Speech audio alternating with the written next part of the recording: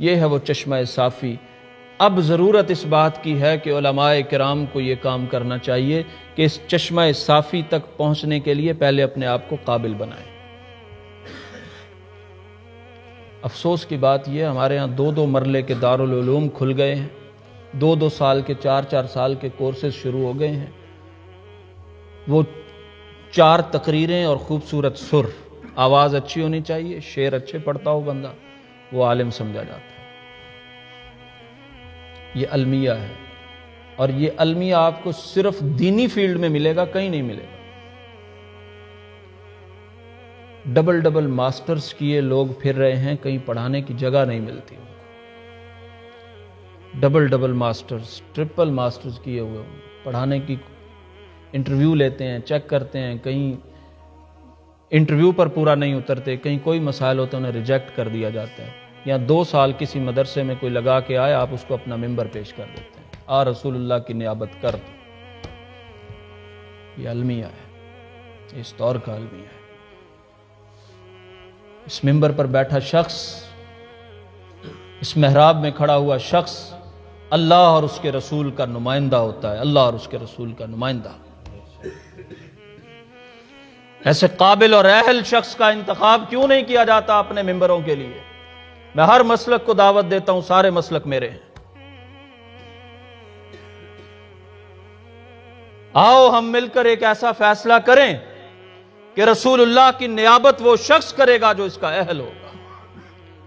ذرا اس کو لغت پر، منطق پر، فلسفے پر، صرف و نحو پر، گرامر پر، حدیث پر، اسماء الرجال پر، علوم تفسیر پر، تاریخ پر، ذرا اس کو پرکھیے تو صحیح، اس کے اندر ہے کیا؟ 2 شعر 2 آیتوں کے ترجمے، اور وہ رسول اللہ کی نیابت کر رہا ہے، اتنا بڑا علم اس کی بات کر رہا ہے۔ یہ نقصان ہو رہا ہے، دین کا نقصان ہو رہا ہے۔ کوئی اپنی چھوٹی سی اکیڈمی کا نقصان نہیں کرتا، چھوٹے سے سکول کا نقصان نہیں کرتا۔ گورنمنٹ ٹیچر لگنے کے لیے کتنے پاپڑ بیلنے پڑتے ہیں، یا رسول اللہ کا نمائندہ لگنے کے لیے کسی اہلیت کی ضرورت نہیں ہے۔ حضرت عائشہ حدیثیں لکھتی تھیں، حضرت ابو ہریرہ حدیثیں لکھواتے تھے، ان کے شاگرد تھے، حمام بن منبہ ان کا نام تھا۔ حضرت عبداللہ بن عمرو بن عاص حدیثیں لکھتے تھے، ایک صحیفہ حضرت علی کے پاس تھا، اس طرح ابو سعید خدری کے پاس تھا۔ یہ تمام صحائف نبی کریم صلی اللہ علیہ وسلم کے احادیث کے آج بھی موجود ہیں، آج بھی لائبریریوں میں پڑے۔ تو قرآن بھی محفوظ ہے، احادیث بھی محفوظ ہیں، صحابہ کی سیرت بھی محفوظ ہے۔ ایسے سچے کھرے علماء وقت کی ضرورت ہیں جو صرف اللہ سے ڈرتے ہوں، کسی کا ان کے دل میں خوف نہ ہو، کسی کی محبت نہ ہو، کسی ایجنڈے پر نہ ہو، کسی کے لیے جھکتے نہ ہو، کسی کے لیے مرتے نہ ہو، کسی کے لیے جیتے نہ ہو۔ ان کی زندگی کا مقصد اللہ کی رضا ہو اور رسول اللہ کا دین دنیا میں پھیلانا ہو۔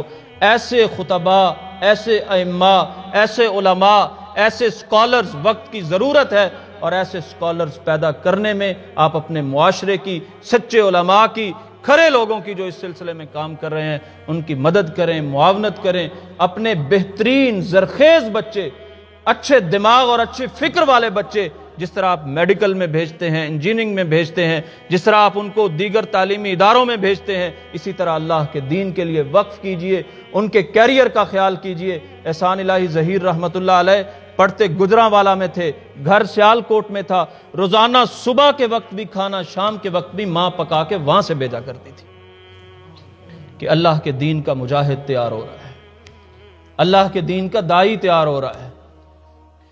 اپنا بہترین بچہ، خوبصورت ٹیلنٹ والا بچہ، وہ اللہ کے دین کے لیے وقف کریں اور اس کی پیروی کریں، ساتھ ساتھ پیروی کریں۔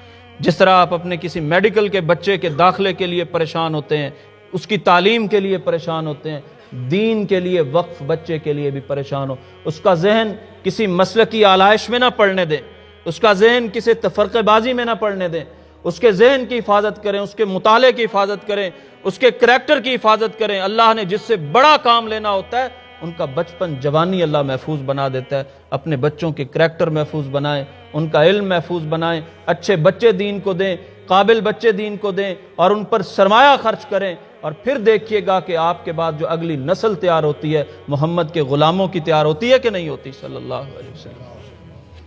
ہم نے آج تک دین کو دیا کیا ہے؟ یہ چند روپے، خون دینا پڑتا ہے، اپنی اولادیں دینی پڑتی ہیں، ان کی پیروی کرنی پڑتی ہے، خیال رکھنا پڑتا ہے۔ ہم مسلکی اختلافات سے آگے نہیں بڑھ سکے، کفر ہمارے دروازوں پر، ہمارے بچوں کے دماغوں تک آ گیا ہے۔ اس کی وجہ کیا ہے؟ یہ ایسا کیوں ہو رہا ہے؟ اس کی وجہ یہ ہے کہ ہم نے دین کے لیے زرخیز دماغ دیے ہی نہیں ہیں۔ آج بڑا آسان ہے مولوی کو ٹانٹ کرنا، مولوی کو گالی دینا، مولوی پہ بات کرنا، مولوی کو برا بھلا کہنا۔ میں آپ کو پہلے کہہ رہا ہوں کہ سارے مسلک میرے ہیں، میں ایک علماء کی نمائندگی کی بات کر رہا ہوں۔ آج مولوی ایک گالی بنتا جا رہا ہے، آپ کے معاشرے میں گالی بنتا جا رہا ہے۔ کیوں بنتا جا رہا ہے؟ اس کی بنیادی وجہ یہ ہے کہ مولوی کو ایک تو ہم نے زرخیز دماغ نہیں دیا، دوسرا مولوی کی ضروریات پر ہم نے کمپرومائز کر لیا۔ مولوی کے دل میں بھی وہی آ گیا، حب الدنیا، حب الدنیا، میں نے بھی تو دنیا کمانی ہے، میرے بھی تو بچے ہیں، میرے بھی تو معاملات ہیں، میں نے فلاں مسئلے کو کس موقع پہ کس اینگل سے بیان کر دینا ہے، میں نے فلاں موقع پہ کس طرح سے کیا ڈنڈی مار دینی ہے، میں نے فلاں موقع پہ کیا کرنا ہے۔ وہ رسول اللہ کی نمائندگی سے اتر کر لوگوں کی رضاؤں میں کھو جاتا ہے۔